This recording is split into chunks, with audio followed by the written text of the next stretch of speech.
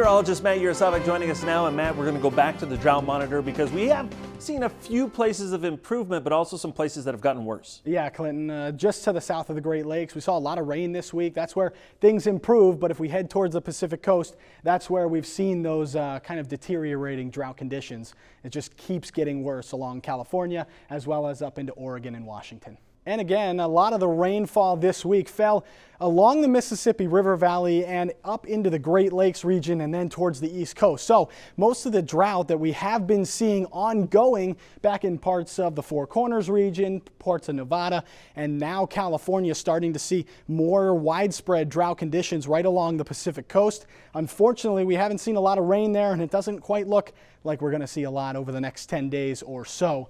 More expanding drought conditions up along the Pacific coast of Oregon and Washington. We're also keeping an eye up here, northern plains states, the Dakotas, as well as eastern parts of Montana, starting to see worsening drought conditions there as well. We are expecting a little bit of rain there this week, but most of it is likely going to fall right in the center of the country, so it'll help Texas, Oklahoma, and Kansas out a little bit, but then it looks to spread eastward and towards the Carolina coast. Unfortunately, that will keep most of the rain out of parts that really need it back in the west. So right now, as we're heading through Friday, high pressure in control over the Great Lakes. Beautiful sunny skies there. One little system here, and this one's going to grow in size as we head towards the weekend.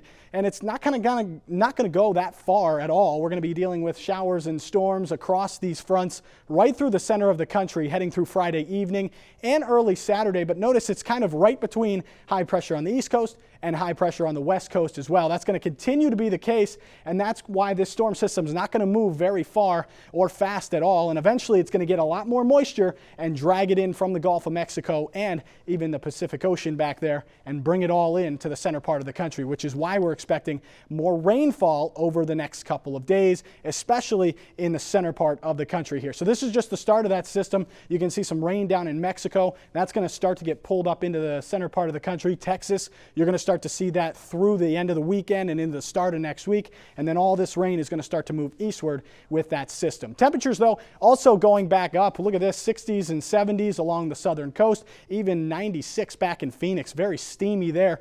Overnight into tomorrow morning, chillier air filtering into the northern northeast and bound into the Appalachian Mountains there, but it's not going to get too cool that we shouldn't see any frost advisories issued. And then again, another warm day with more warmth kind of surging north toward Canada and through the center part of the country. And it's all because of this. Look at this. The jet stream is going to start to come to the north. That's bringing in this warm air as we head through Tuesday, and that continues to be the case into next week, and we're going to stay above average for most of the lower 48 heading through the end of next week. That's a look around the country. Now let's take a look at the weather where you live.